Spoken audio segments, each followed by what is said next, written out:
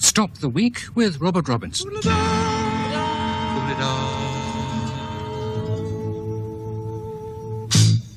Hello, our conversation this evening comes from Anne Leslie, the journalist, Dr. Michael O'Donnell, physician and writer, Stephen Oliver, the composer, and Nicholas Tucker, lecturer in psychology at Sussex University. And we have music from Jeremy Nicholas. Well, what we really want to do is talk about optimists and pessimists in a minute. I mean, why people choose, if indeed it is a matter of choice, to be one or the other. But the game of scruples we played last time we were here prompted some of our correspondents to send us dilemmas they felt we'd overlooked and ought to get to grips with. Now, I know I fed them out beforehand, so I know you've got one over there, Michael. Mm-hmm. Which one is it? Well, one I drew from the pack is, your children give you an enormous bunch of flowers. You then discover that they've picked them from the neighbour's garden without their knowledge. Do you keep quiet about it?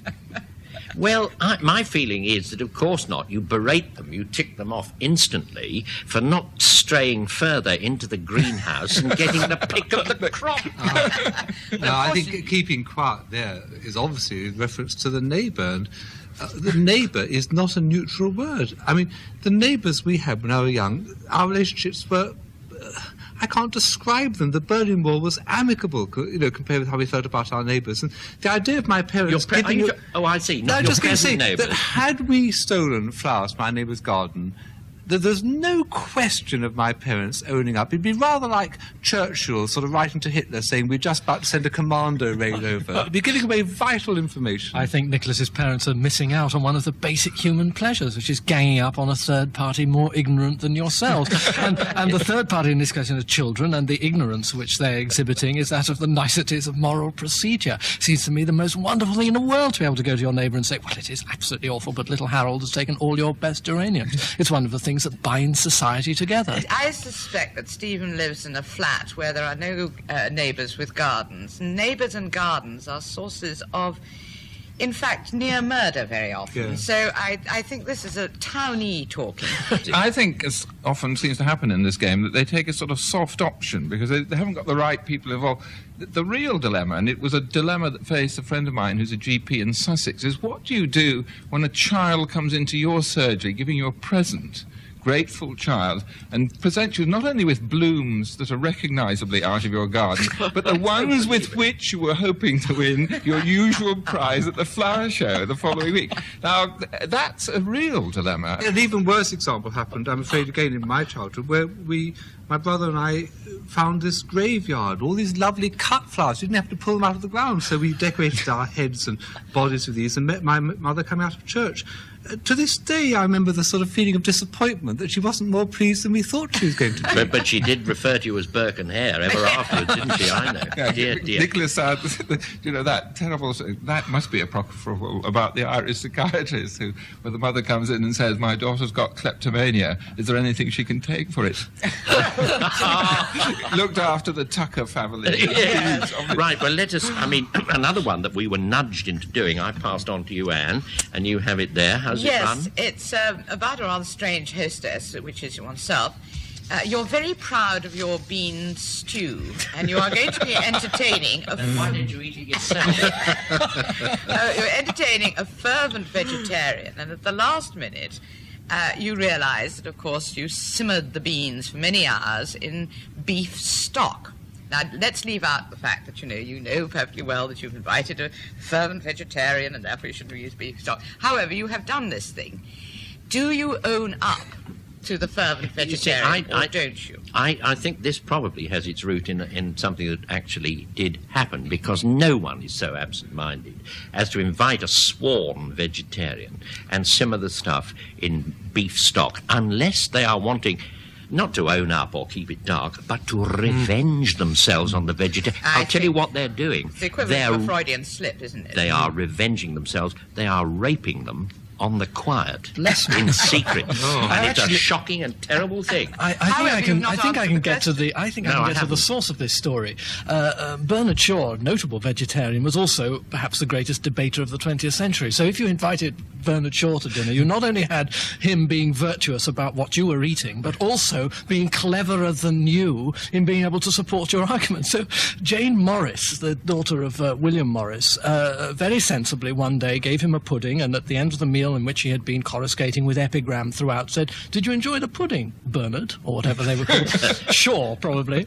And he said, "Delightful. What was it?" And he said, "Beef suet." I'm sure you're right, Bob, when you were sort of saying it was a kind of raping on the quiet, because although, like Tony Benn, who once said he is moving slowly towards a full vegetarian position, which always... Yes, he did. I am slowly moving towards a full vegetarian position, and I sometimes feel I'm rather keen on being a vegetarian, except only because I actually quite like it. But a fervent vegetarian is a religious zealot. Buried within this sort of captious parlour game type question is a real question. Has anyone who volunteers for dietary restrictions the right to impose them on anyone else? If you have to have a special diet, of course, everyone should accommodate you. But has anyone the right? I think I should remind you that you mustn't tinker with fervent vegetarians. Hitler was a fervent vegetarian. He apparently became a vegetarian with a bit of because tinkering with. Yes. Oh, yes. But I was going to say he became a Wouldn't have come vegetarian amiss. because he couldn't bear any more the sight of meat after his experience in the 1418 war. But the idea of somehow passing off your beef stock on Hitler and then thinking you are going to get some comeuppance in your later life seems to be unthinkable. Well, Nicholas, but it is perfectly plausible, isn't it? The story of Shaw and Morris tells you that it is perfectly plausible to give vegetarians meat without them knowing it in some form. Shaw was kept alive in the last 10 years by liberal doses of whiskey in his soup. I don't think That's not vegetarianism. I don't say It's not fair. It's not fair, Stephen. You see, that I know another thing that happened to Shaw. His housekeeper and the local vicar actually had the gall, when he was lying dead in his bed, to baptise him. And that, what you're prescribing in a less way, is the same sort of, I use the word rape, but it's the same sort of violation, Yes. and you mustn't do it. You must respect the man. But if you volunteer for the vegetarian state, you're allowed if whiskey and meat and all things good are put into your food in your own house, then, that is one way. But the principle I'm trying to enunciate is analogous to Dr. Johnson losing the argument by when his pistol misses fire, he turns it round and hits you on the head with it. That's what I'm saying. There was no way that Morris could get back at Shaw except for feeding him meat. Because Shaw would always win the argument. The argument for vegetarianism, after all, is unanswerable. What are we doing? Slaughtering all these animals for our own enjoyment. But let me pursue... Wait a minute. Oh, yes. But its unanswerability, its invincibility is what we must always attack. What you're overlooking, you bring up, Dr. Johnson, as you well do at your peril. The lemon, sir, may have more zest. He also said, and this is rather adjacent to the argument, when Boswell said they were going to Mr. Dilly's, as you recall, and Boswell said, well, I suppose you'll go if the guests are to your liking. He might easily have said, if the food was to your liking. And Johnson, of course, said, this is taking me in a strange way. Shall I prescribe to another man what guests he should have in his own house? And I say the same about the food. No, which brings us back to the vegetarian. Why should any guest implicitly or explicitly prescribe what they're going to eat when you're supplying it? But It's Bob, not you're the being same thing very at all. ingenuous. This is like asking the chief rabbi around and giving him some pork sausages and being a bit offended that he's not going to eat them. I mean, you must allow for That's these a things very to... nice debating point. Well, I rest my case. Yeah, Yes, and I think also so. think that- I'm not going to quarrel with that, Nicholas. Very good. But No, do go I on, think it's Anne. perfectly okay if a vegetarian says, I'm a vegetarian, do you mind frightfully? And you can then say, yes, I do mind frightfully if he's a friend. If not, you just hate him. But we invited somebody to a drinks party, and they said, well, this couple, they said, well, we are vegetarians, and we always bring our own canapé. Oh, God, And they arrived in their Subaru estate car and started unpacking at the back great trays of canapé, which were all vegetarian canapé, which were infinitely better than the host and hostess were offering to their own guests, Well, and they were not invited yet. No, and if their quite throats had been cut, no jury in the land would have convicted. Distrust any enterprise which involves Tupperware. It's absolutely Sometimes the think, moral. what a bunch of Vegetarian Tupperware. Yes. What a bunch of snobs I actually have to rub shoulders with when we come along and do these plays. Vegetarian... well. Let's go on to another one. You've got one there, Stephen, I know. Oh, well, yes, this one is... a friend of yours, buys a very expensive painting which you heartily dislike, but he asks your opinion of it, and what do you say? Or what do you all Well, say? first of all, if you tell him it was very expensive, my dear fellow, you deserve all you get. I sat down at a rich man's table about 2 years ago, and there behind me were some late Picassos. And some stage Vegetarian in the Picassos? No, ordinary meat-eating Cubist Picassos. celery. Somebody said, I don't think, I'm putting on a slight American accent because it was in Canada. Oh, I'm I glad said, you warned I us." don't think Picasso was really trying very hard. And our host gave a secret smile. He said, no, he may not have been. He said, but you should see what the price they get in the catalogues now. And that's the point.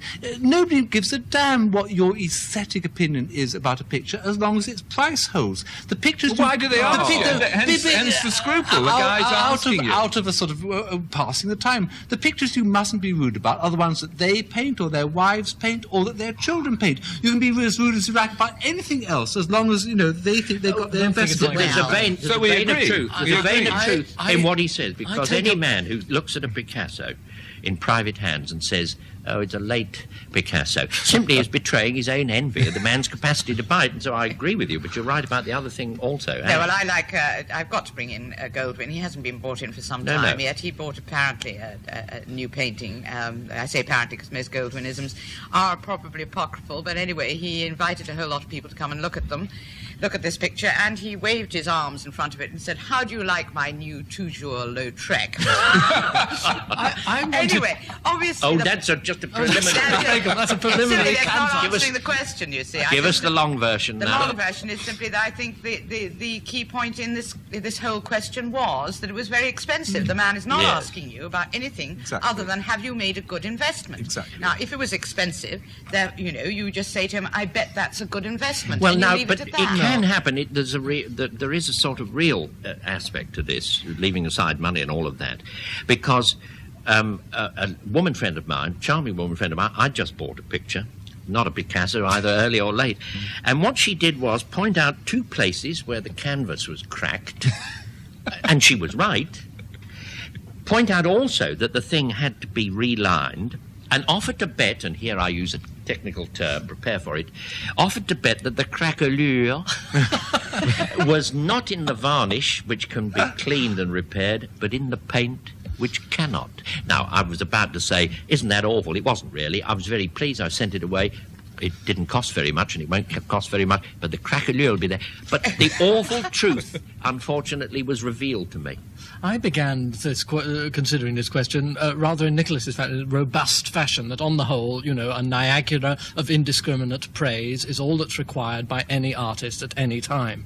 But I actually now, thinking about it, unlike the rest of you round this table, I now actually don't consider that. Well, I don't think you've actually addressed yourself to the question, which is about, do you actually tell the truth about works of art, how they strike you? And it seems to me that works of art are two things. They're there to be, but they're also there to communicate in some way. And if you lie about the way that they communicate, you're actually, wait a minute, you're actually defeating the whole purpose. You're actually talking nonsense. You're saying things like, this bicycle is all right except it's got frogs in the ears. It's absolute nonsense. You can't do that to art. But what you can say legitimately is that art, a particular example of art, doesn't speak to you, and that's a perfectly civil way of saying you cordially dislike it. My dear chap, there is one place where art and absolutely everything else comes to be the same. That is household gods, people's own things. I'm afraid art has to take second place to ordinary courtesy and politeness. Aren't you being very absolute, though?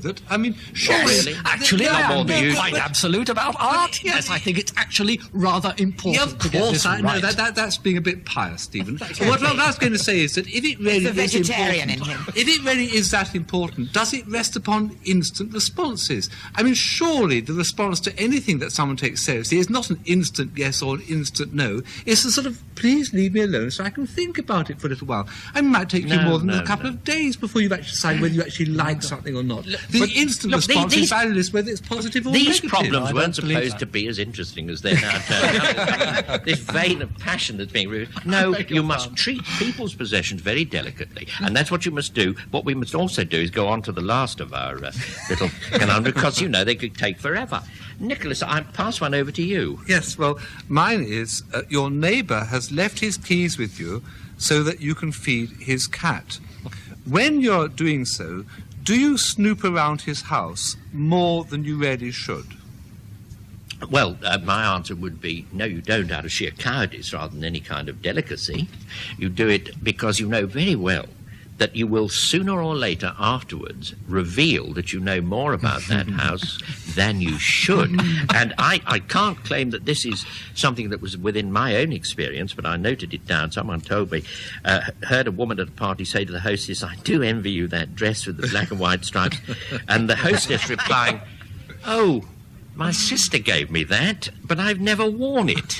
And then she looked rather thoughtful. So wardrobe prowlers are very much at risk. I don't claim that was mine, but I heard it. I'm going to actually make quite a shameful admission, but you can't make it on this programme. Where can You don't look too troubled to But, me. no, well, I am deep down inside, I see, yes. hidden beneath this shell. When I was a student in Diggs and we were sharing Diggs, a chap who was one of the others there left a letter on the table that we used to sit around with books and pile on it, and it sort of lay there tempting me sitting the other side, and I did actually sidle around the table and saw my name. See, this is how it happened. I went upstairs and I saw my name in the letter, and I read the first page of it. And the terrible thing was I discovered that he was writing about something that I'd written that he must have dug in my desk to find. And I was then caught, fixed on this terrible thought. And I have carried it around until this moment. And this is why I was smiling now, because this is a moment of catharsis. You have said It's something now that out. no one else is going to top. No, But they're not absolutely. going to be able to, because I'm not going to let them. What we're going to have now is a bit of a song, and it's called New Leaves.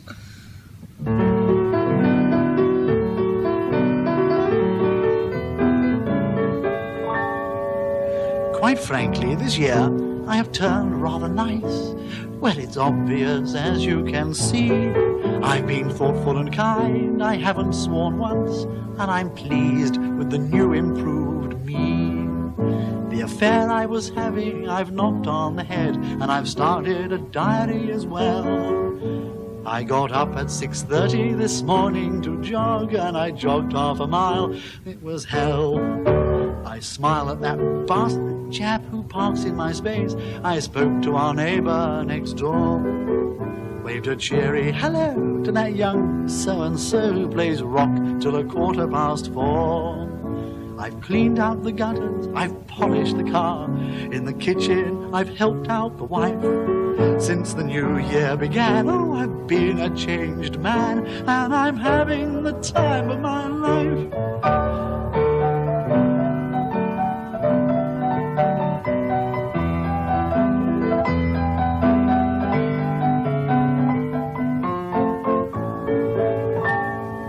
I'm cutting out sugar and butter and meat, all the things we've been told are no good. So I've thrown out the aspirins, the coke and the gin, and there's a gap where the telly once stood. In the moments of leisure I've had since the first, I've conducted a bit of research. If you go to bed early, it's wonderful fun, and this Sunday I'm going to church. It's positive thinking, you know, that's the key. I see everything fresh with new eyes. No more touching the forelock or towing the line, and next week I shall ask for a rise. So ring out the old year, good riddance I say, another new year has begun. Yes, let's make the most of it. 2 weeks from now, I suspect, we'll be back to square one.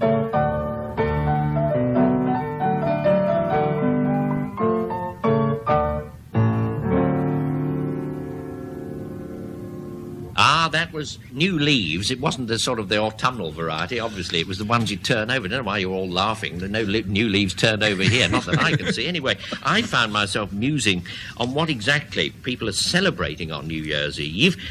Is it three cheers for the old year being over, or hurrah for the unknown possibilities of what lies ahead? And I thought it'd be the pessimist who did the first, who sighed with relief that the worst having happened, it was at least over, and the optimist who did the second, since if you celebrate what hasn't yet happened, it must mean you expect it to be more or less okay. And for once, I think we have here one of the few divisions of mankind which is absolute. You're either pessimist or optimist. You're distinctly the one or distinctly the other. Well, I'm not sure about that, because I've always been rather taken by Quentin Crisp's definition of a pessimist as someone who, if he's in the bath, will not get out to answer the phone. Now, in that case, I am an optimist, because I will always get out to bath to answer the phone. On the other hand, I must be also pessimist, because I'm convinced once I get into a bath, the phone will ring.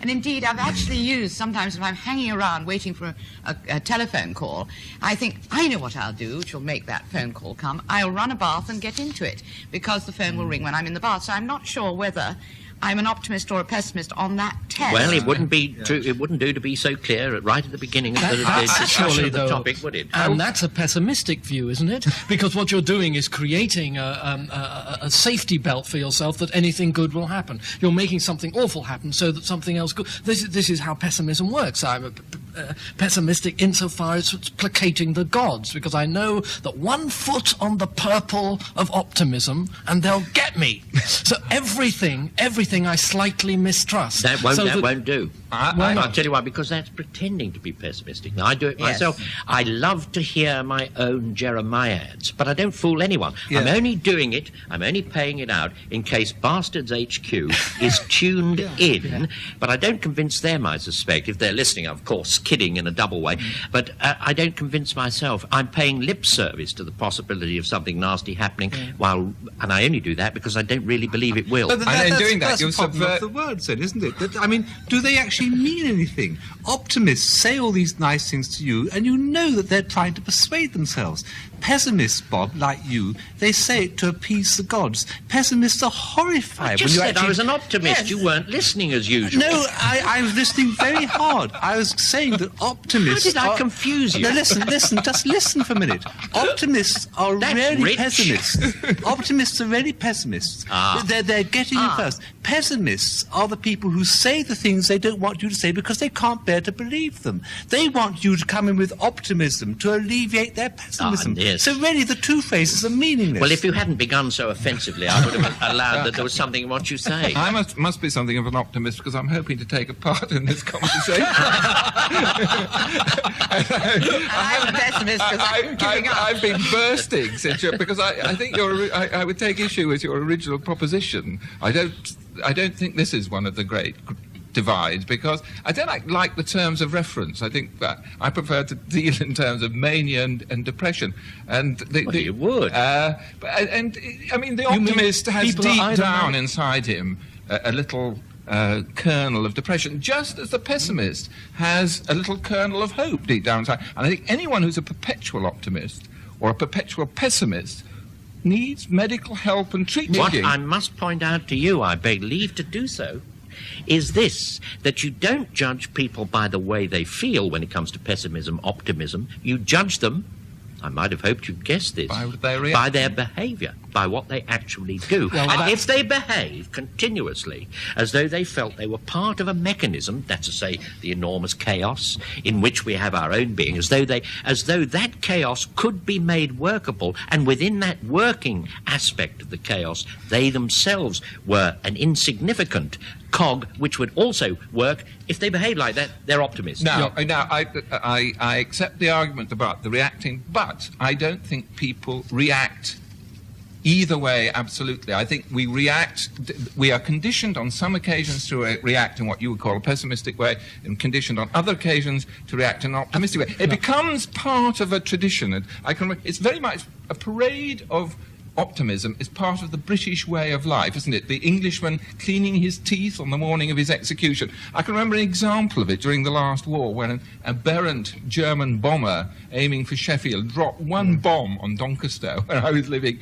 It demolished a car park, but a few windows were broken. But all down the high street, a mile away from this minor explosion, people were rushing to the windows with signs saying, "Business as usual." It was a parade. I don't believe that is the very public relations of optimism. Yes. I don't believe not the same as what it's publicly relating. I don't think that's optimism. I think that's stoicism, and that is a kind of advertising of stoicism. This could go on for a long time. Yes.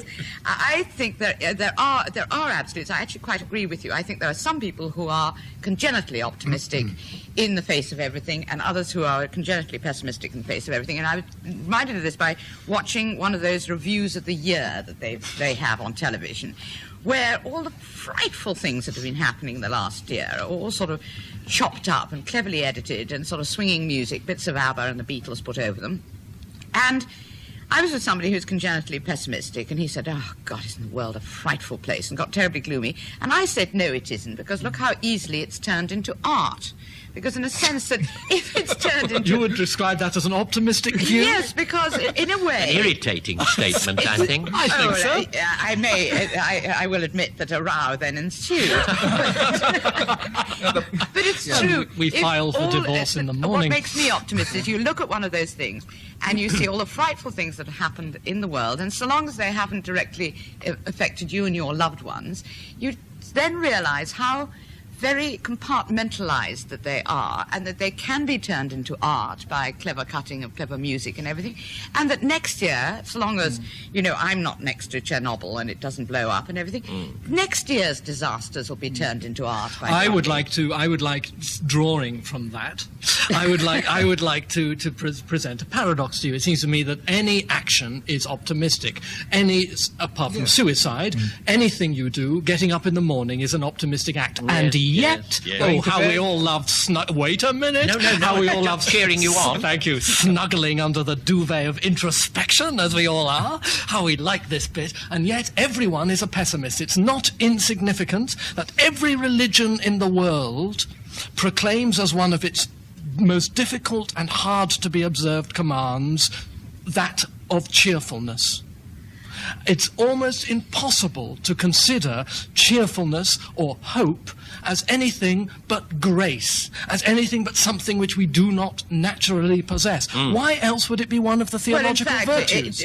Most of us, on the whole, our natural impulse is to think and feel the worst. Stephen is actually then, in a sense you're right, but you're blurring the distinction then between people who get up in the morning, I think this is Bob's point, and actually do something, and people who get up in the morning and spend the rest of their day telling people you're wasting your time or you're beating your head against a brick wall. And there really is a difference between people who think that you can change, who think that it's worthwhile actually doing something in the community, and those who feel that everything around you is absolute dross and decay. And I think that's the difference. But that's the difference between the pessimist, who actually, like Chekhov, can write marvellous plays about pessimism, in that case becoming an optimist, and the pessimist who actually spends the rest of his life saying pessimistic What things. I will not allow to happen happen is optimism to be confused with any kind of Panglossian looking on the bright side. You said theologically it was right to be uplifted and cheerful. I don't think optimism has much to do with that. I think it has much to do with actually getting up in the morning, and it doesn't matter what you do after that. You've done the thing. That's getting up. You assume that everything's going to work. But it isn't driving up the M1 blissfully feeling that black ice has got nothing to do with you and you have your eyes closed. But it has to do with driving up the M1 and, without thinking it, assuming that your wheels will not, all things being considered, fall off. And that is optimism. Optimism has to do with what has yet to happen. And here we come to realism. The optimist can be realistic. He knows that the snow's coming down, that he must drive in a certain sort of way, but because otherwise he's out of his Chinese head. But he can be both optimist and realist. Bear in mind that pessimism and optimism have to do with the future, with things that haven't yet happened. This is merely poisoning the wells of discourse. Optimism simply doesn't mean that. No. Optimism means that something better than what will happen will happen. Oh, no. No. I'll leave that to you, Michael. Just do for him, will you? Optimism is an ability to see more than there is in everything, just as pessimism is a determination to see less than there is in everything. Now, I'm with Bob in one way, but I think that people can respond to what you earlier call a parade of optimism. Every doctor knows this. People, when they're ill, they want optimism from their doctors. Doctors learn this because it enhances their reputation. No, they want to be deceived. The patients of an optimistic doctor get... they're forgiven their illness. I mean, the relatives, if the patient dies, the relatives will say, the doctor did everything possible because he was optimistic, but nature beat him in the end. If the doctor is pessimistic... No, this is good. If the doctor is pessimistic, his patients actually survive despite his efforts. Okay? The world is full of ancient people who wag their walking sticks and tell you gleefully about a doctor, pessimistic doctor, foolish enough to say 40 years ago that they had 6 months to live. I mean, people love that. But people prefer pessimism. Is that what you're saying? No, people prefer those who are around them and caring from them when they're ill to be optimistic. Yes. Or to seem to be. Yes, I'm reminded of Dietrich Bonhoeffer, and I can't remember the words, but when he wrote about when he was in concentration camp, he said not only is being optimistic a human quality and a human attribute you destroy at your peril, but you must have it because otherwise you hand over your future to your enemies. They destroy you before, in fact, that future manages to destroy you. There's a marvellous quotation that I saw at a cartoon in they have cartoons in American psychiatric journals. I think the pessimist and the optimist are both deluded. And this was a cartoon of a patient that we all recognise, those of us who've looked after patients, sitting in front of the psychiatrist saying, I have neither illusions nor delusions. My problem is that I exist day after day in a world of grim reality. Optimism and pessimism are what Kipling calls success and failure. They're imposters. They don't exist. They're not even useful ways of looking at. Of course they are. They How can we spend all this time talking about it? It's quite easy for you. Easily. But let me say this before we end. We have to consider the moral distinction. I believe there is a sharp moral distinction between the pessimist and the optimist, leaving aside the possibility that we share a little of both. I'm still not convinced of that. Because in being optimistic, you cheerfully shoulder the responsibilities that will be saddled upon you when the optimistic state of affairs happens. But if you're the pessimist, if you're being pessimistic, you have abdicated that in saying that things will all turn out for the bad, for the worse, or even the worst. You are abdicating any kind of response. When, let us say in a simple way, the optimist is expecting to get the job, he gets it, that's when his responsibilities begin. But when the pessimist feels he won't get the job, all his responsibilities end there. And I go further, that the truly dark, melancholy, pessimistic temperament is actually wanting the worst to happen. He wants to pull the roof in because then he will disguise his own deep feelings of ineffectuality in the general disaster that will engulf us all. That makes him an optimist because what he believes has come true. Anne Leslie, Dr. Michael O'Donnell, Stephen Oliver and Nicholas Tucker were stopping the week with Robert Robinson. Jeremy Nicholas provided the musical interlude and the programme was produced by Michael Lemper.